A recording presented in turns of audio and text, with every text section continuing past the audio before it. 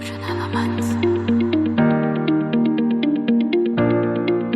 buenas tardes con todos. El día de hoy vamos a compartir un poco sobre melanoma, específicamente sobre TNM. A manera de recordar, recordaremos primero las capas de la piel, donde contaremos con el estrato córneo, el estrato lúcido, el estrato granuloso y el estrato espinoso. Y por último, el estrato basal, donde encontraremos las células de melanocitos. En las diversas capas mencionadas encontramos diversas estructuras a consideración, como las células de Langerhans. Estos pequeños detalles nos van a ayudar a poder interpretar más adelante cómo es que inicia la fisiopatología del melanoma, que es nuestro tema a tratar. Bueno, la piel, que es un órgano complejo, está expuesta a múltiples agresiones. Dentro de una de ellas están los rayos ultravioletas. Estos generan, por diversos tipos de penetrancia, estímulo hasta daño en algunas células, específicamente en nuestro caso el día de hoy, los melanocitos. Y es así que se pueden originar, según las células que han sido dañadas, bien, diversos tipos de cáncer de piel. Entre ellos se van a dividir los no melanocíticos y los melanocíticos. Bueno, el día de hoy trataremos con el tema de melanoma. La naturaleza acá nos ha dado manera de defendernos, y eso se ve plasmado en los niveles de Fitzpatrick, donde se puede evidenciar los tipos de coloración de piel, donde cada uno tiene una cierta tolerancia o una protección a los rayos ultravioleta, generando así una barrera defensiva natural para que se pueda evitar. Sin embargo, bien, notablemente la exposición sostenida de esta puede originar que nuestra piel sea lastimada de tal manera que se puede evidenciar aquí en las gráficas que exposiciones constantes, con esta fotoexposición, que alteraciones en los genes supresores con la proteína P57, o que pueden inducir, como por ejemplo la mutación tipo ultravioleta, que puede inducir a la mala formación o a la mala asociación de la base de piridinidas, ocasionando así que se puede originar el cáncer de piel. Este gráfico es también abundante, habla sobre cómo la radiación ultravioleta puede lastima y ingiere daño, alterando también así no solamente al melanocito, sino también a fenómenos que inhiben el desarrollo de los linfocitos, por ejemplo TH1, que facilitan el desarrollo de los linfocitos TH2, dando lugar a la supresión de la inmunidad celular. Prácticamente estamos prácticamente el rayo ultravioleta genera que haya como un sesgo en que no podamos reconocer estructuras que afines ya no deberían existir, ya sean porque tienen una mala replicación o tienen ya un daño previo. Aparte de posibles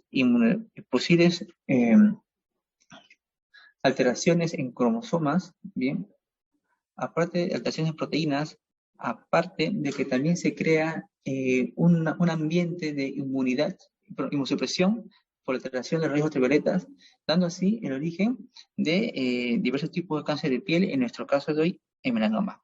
Bueno, realmente el primer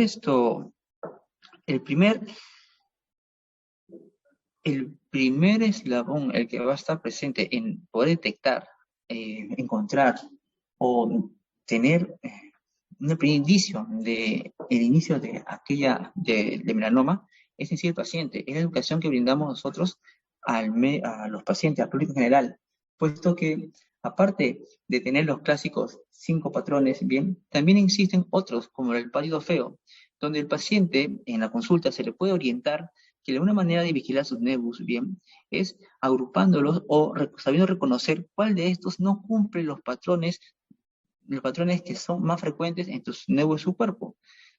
Por ejemplo, en la imagen la imagen de la derecha, se puede evidenciar cómo nevus, bien graficados por patos, mantienen una misma simetría, una misma coloración, una misma forma. Sin embargo, uno más alejado, uno color azul, con diferentes características, diferente morfología, podrían ser de alta sospecha. Si a esto le sumamos el ABCDE, bien, tendremos un paciente que puede acudir de manera oportuna a la consulta. y es esta la principal eslabón para poder tratar al melanoma, la adecuada consulta. Entonces, ya poco a poco se van dilucionando los elementos que van a ser partícipes del tratamiento de melanoma. Bueno, el paciente, como primer que sospecha, el médico que orienta, bien, el tratamiento, imágenes, laboratorios, entre otros, bien, ayudan a que se realice al paciente de melanoma un tratamiento oportuno. Si bien es cierto, actualmente los tratamientos van variando con la medida del tiempo, bien, hay que citar, por ejemplo, medicina, que en el transcurso de la línea de tiempo, si hacemos un recordar desde 2011 hasta 2015, cómo ha variado. Ahora ya no solo la quimioterapia, sino también la inmunoterapia. Ahora también el uso del reconocimiento de los BRAF hace que sea dinámico el tratamiento de melanoma y cada año cambie, así dando o logrando más posibilidades de un tratamiento oportuno y eficiente a los pacientes con melanoma.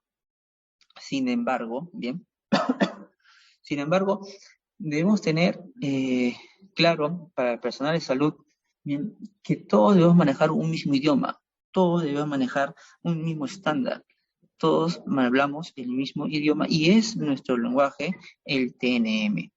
Bien, nosotros actualmente encontramos ya en el TNM, la octava edición, bien, que fue publicada en 2018, de la AJCCN, pero de la AJCC, y también se encuentra la NCCN, bien.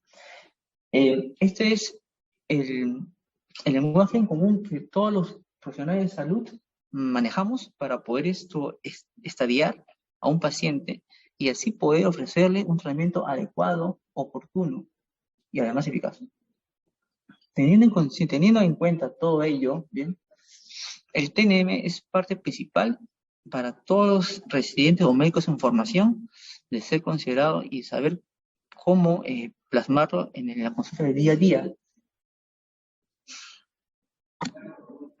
Hay algunos puntos a resaltar que mencionan en la AJ, que en los Estados Unidos generalmente se ven en pacientes que no tienen evidencia metastásica y en etapas clínicas 3 se evidencian generalmente por imágenes, por complemento, entre otros. Bueno, vamos a hacer el desarrollo de TNM, bien, a través de pequeñas gráficas y pequeños esquemas que voy a compartirles ahora. Bueno, esta primera imagen nos refiere que viene a ser el T. Aquí nosotros enfocamos en TX, T0 y T, en aquellos que, por ejemplo, de TX que no se puede evaluar el espesor. En T0, aquellos que no hay evidencia de tumor, ya sea porque sea desconocido o totalmente impulsionado, y el melanoma in situ. Bueno, en el T1, ¿ya? En el T1 podemos evidenciar bien una lesión que se encuentra menos de 1 milímetro, bien, que se puede medir desde la capa granular hasta la última célula, bien, de melanoma que se encuentre en el paciente, y esta medición nos la dan a través de la escala, bueno, a través de el hombro es que nos da esta medición. Bueno, el T1A, bien, se caracteriza por presentar una lesión de menos de 0,8 milímetros, bien, en este caso A, sin ulceración, y a su derecha se puede evidenciar la misma lesión, T1B, pero B por presentar ulceración. Cuando ya se asocia con la ulceración, damos el prefijo de B. Bien. Con respecto al T2, en el T2, bien, nosotros enfocamos a lesiones que sean de más de 1 milímetro, pero menos de 2 milímetros, los cuales pueden ser con ulceración y sin ulceración. Tenemos a la derecha aquella imagen donde no se encuentra con ulceración y recibe la denominación de T2A. Y a la derecha Podemos evidenciar la denominación de T2B, pues lo que se asocia con ulceración. Asimismo, bien, en el T3, donde enfocaremos lesiones que sean mayores de 2,2 a 4 milímetros, ¿bien? En los cuales se asocian con y sin ulceración. En la izquierda, sin ulceración, se puede evidenciar la imagen grabada como no está alterada la capa granular, y en la 3B se puede evidenciar la ulceración, que está grabada como B. Asimismo, el T4 ya describe lesiones que tienen más de 4 milímetros de profundidad, A sin ulceración, y una vez más B con ulceración a su derecha. Con respecto al T, solamente tienen esas dos agregaciones, temperaturas de A y B, que se le agregan cuando hay ulceración y cuando no hay ulceración. Con respecto al N, ¿bien? Con respecto al N, ya el médico se apoya en diferentes elementos como las imágenes, la biopsia de la centinela, para poder lograr completar el seriaje. Bueno, una vez más, NX es cuando no se logra evaluar los ganglios regionales, ¿bien? O N0 cuando no se detectan metástasis regionales. En el N buscan además citar en tránsito o en satélite. Bien. El N1, antes de continuar con la exposición de la N, las imágenes de centinelas, cómo se puede complementar la búsqueda de clones centinelas, además de métodos programantes, también complementarlo con infografías con tecnición, para que sean obviamente adecuadas para la detección y identificación de los clones centinelas. En esta imagen vamos a desarrollar lo que viene a ser el N. Vamos a enfocarnos en la imagen de rojo. En N, bien, enfatizamos de la siguiente manera: un ganglio afectado por el tumor o metástasis de tránsito, satélite o microcalificaciones sin ganglios afectados por el tumor. En el rojo, que será nuestro N1, bien, podemos evidenciar en el pie de la imagen una lesión. Bien, vamos a la región inguinal, se puede evidenciar, bien, o se puede evidenciar solo un punto rojo. Ese punto rojo sería un ganglio.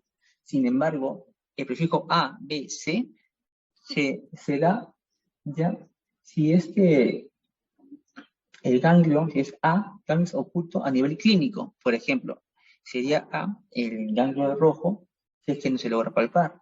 Bien, solo es detectado por imágenes o biopsia de centinela. Si este fuese así, recibiría la nomenclatura de N1A, por ser oculto. Bueno, si es que este ganglio que es de rojo ya sería palpable, tendría que ser un N1B, puesto que son clínicos, detectados clínicamente. Y si a esta lesión, bien, al N1,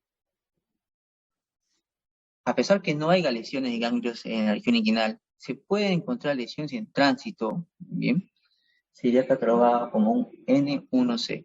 El prefijo C se da a toda aquella lesión, bien, satélite o tránsito, que esté apartándose de la lesión principal, ya sea en el pie, ya sea en el talón, ya sea en la mano, en otra parte del cuerpo. Bien, continuamos con el N2. N2 ya describe 2 o 3 ganglios afectados por el tumor, o metástasis en tránsito, satélite o microsatélites, o con un ganglio afectado por el tumor. Bueno, en la imagen podemos ver que la lesión principal sería en el pie, donde se pueden evidenciar 3 adenopatías de región inguinal. Ahora, esas 3 adenopatías, bien, pueden ser ocultadas clínicamente o detectadas por imágenes o bien por centinela. Así es como mencionaríamos al. Si no son detectados clínicamente y solo por centinela o imágenes, sería un N2A. Si estas son palpables, estaríamos frente a un N2B, por si son clínicos, y si a ellos se les asocia unos elementos en tránsito o satélites, bueno, recibirían la nomenclatura de N2C. Continuamos con el 3, que vendría a ser el color amarillo. El N3, bien, describe lo siguiente: 4 o más ganglios afectados por el tumor, o metástasis en tránsito, satélite y o microsatélites, con 2 o más ganglios afectados por el tumor, o presencia de cualquier número de ganglios afemasados, bien, con o sin metástasis en tránsito. Podemos evidenciar en esta imagen, bien, viene a ser el N, es el amarillo. La lesión de inicio es en el pie. Notamos 2 pequeñas lesiones que se encuentran a más de 5 centímetros de la lesión. Además, podemos evidenciar que en la acción inguinal evidenciamos un conglomerado o ganglios apelmazados. Este, bien, vendría a ser un N3. Un N3A cuando, obviamente, no son clínicamente palpables, bien, pero sí por imágenes o por ganglios centinela. Un 3B cuando son palpables, ¿sí? Cuando se logra palpar un conglomerado, un conjunto de ganglios apelmazados. Y N3C es cuando hay presencia en tránsito, bien, y si hubiese más próximo a la lesión sería en el microsatélite. Continuamos con el M.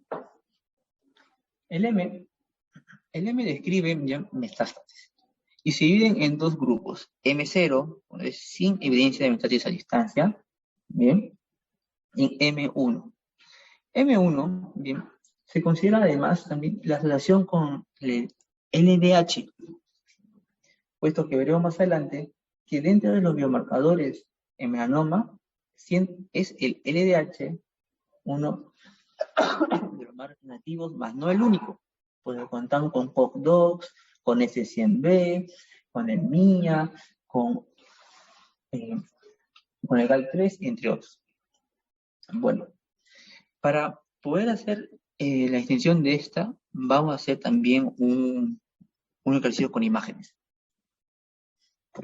Bien, podemos ver en la presenta diapositivas diversas áreas, imágenes tomográficas, diversas áreas donde se puede comentar lo siguiente. Mencionaremos a M1 cuando ya hay metástasis, lejos, cuando metástasis está en esa parte del cuerpo. ¿Bien? Pero M1, cuando se considera M1A, aquí no se puede evidenciar, pero se considera M1A cuando son metástasis a distancia en piel o partes blandas. ¿Bien? Y se agrega el prefijo, la nomenclatura 0 o 1. Cuando hay asociación, cuando hay positividad o cuando hay aumento o asociación del LDH, que sería para el pronóstico, podemos citarlo como 1. Sería M1A, entre paréntesis, 1, si es que la LDH está elevada. Vamos con las imágenes del M1B.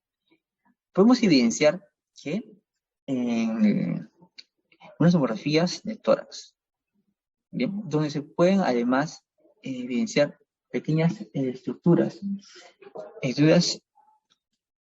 provechosas de metástasis. Estas estructuras son enfatizadas en el TNM, ¿bien?, de la siguiente manera. Se recibe la nomenclatura de B o M1B solo a metástasis a distancias en pulmón, con o sin focos de enfermedad de M1, o sea, en la piel, en otras partes blandas. O sea, B es para pulmón. Y M1C, bien, que es la imagen del medio, es cuando hay metástasis a distancia en zonas distales, excepto sistema nervioso central, bien, con o sin focos de los previos. Bien puede tener partes blandas, bien puede tener pulmón, pero si tiene en otras estructuras que no sean sistema nervioso central, sería un M1C. Y por último, tenemos el número D, la letra D. cuando asociamos metástasis a distancia en el sistema nervioso central, con los enfoques de enfermedad en los sistemas previamente mencionados. Si encontramos en el sistema nervioso central una metástasis, estamos frente a un paciente que recibe fractura de M1D. Y si a todas ellas le agregamos valores de LDH elevados, entre paréntesis, le ponemos el número 1, tal como se ve en la parte inferior de la pantalla, en este pequeño ejemplo. Si a esta imagen se le agrega LDH elevado, recibiría la nomenclatura de M1D, entre paréntesis 1. Mencionamos a los biomarcadores. Bien. Quiero compartir que la variedad de estos, bien, es abundante, pero trabajamos en este TNM con el LDH, que sirve para el pronóstico hasta la sobrevida del paciente. También tenemos una proteína que es también muy importante, es usada, bien, que viene hacia la S100B, que se asocia con la peor sobrevida global, la sobrevivencia libre de metástasis a distancia. A raíz de ello, también se han abierto posibilidades de continuar también con diagnósticos precoces, tanto sí que se puede también considerar lo que viene a ser la biopsia líquida, para evitar así un diagnóstico tardío en los pacientes. Con ello, podríamos también evitar algunos procedimientos, tal vez, en los cuales puedan agregar pequeñas comunidades, como en sí, una biopsia de centinela en un paciente que está con coagulopatía, o entre otros pacientes, ¿no? Y lo que busca la biopsia líquida es encontrar bien la molécula de lesión de las células de melanoma en la sangre, que viene a ser la MCA, el CAM. El TNM, además de ayudarnos a estadiar al paciente, a lograr mantener un ojo uniforme entre todos los planes de salud, también nos ayuda a poder saber qué tipo de tratamiento o tratamiento ofrecer al paciente dentro de su estadiaje.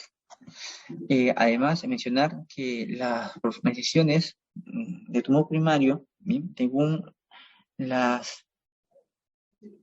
decisión de Breslov, nos puede ayudar también a así conseguir unos márgenes adecuados al paciente. Por ejemplo, como se puede ver en la imagen, que lesiones que son in situ, se puede dar márgenes recomendados de 0.5 a 1 centímetro. Lesiones de menos de 1 milímetro de profundidad, se puede dar unos márgenes de 1 centímetro. Y lesiones que son mayores de 1 a 2 milímetros, se puede dar unos márgenes de 1 a 2 centímetros. Y si son mayores de 2 a 4 milímetros, podemos trabajar con resecciones que se encuentren de más de 2 centímetros. Bien. Y aquellas lesiones que tienen un espesor de más de 4 milímetros, bien, podemos dar márgenes de 2 centímetros. El principal personaje para conseguir un rápido estadiaje del paciente es un diagnóstico precoz, o la simple sospecha de esto. Un paciente educado y sensibilizado es el principal elemento que puede lograr hacer una detección precoz y un estadiaje temprano de melanoma. Además de imágenes y laboratorios que complementan el estadiaje del dicho paciente. Todo ello uniformizado en el TNM garantiza que al paciente se le pueda dar un tratamiento de calidad, un tratamiento óptimo.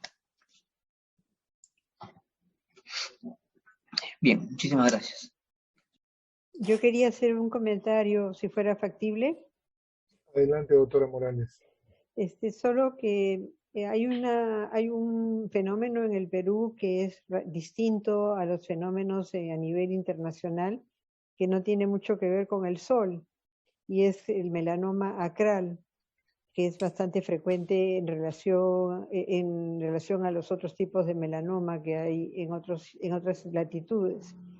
Y hay un colega que ha sido que es ex-INEN, que trabaja en alguna zona del país, prefiero no decir dónde para no exponerlo, que ve alguna relación del tema de melanoma con niños, gente joven, que está pisando hojas de coca. O sea que están trabajando obligadamente a hacer eso. Entonces quería algún comentario porque realmente tenemos una incidencia de melanoma acral, creo, mayor que en otros lugares, que no tiene que ver con la exposición al sol. Doctor González, ¿quiere hacer algún comentario al respecto? ¿Alguno de los residentes del departamento quieren hacer algún comentario al respecto? Bueno, efectivamente hay diferentes tipos de melanoma y los melanomas que ocurren en personas de piel blanca generalmente están en las piernas, en las extremidades superiores, en el tórax. Y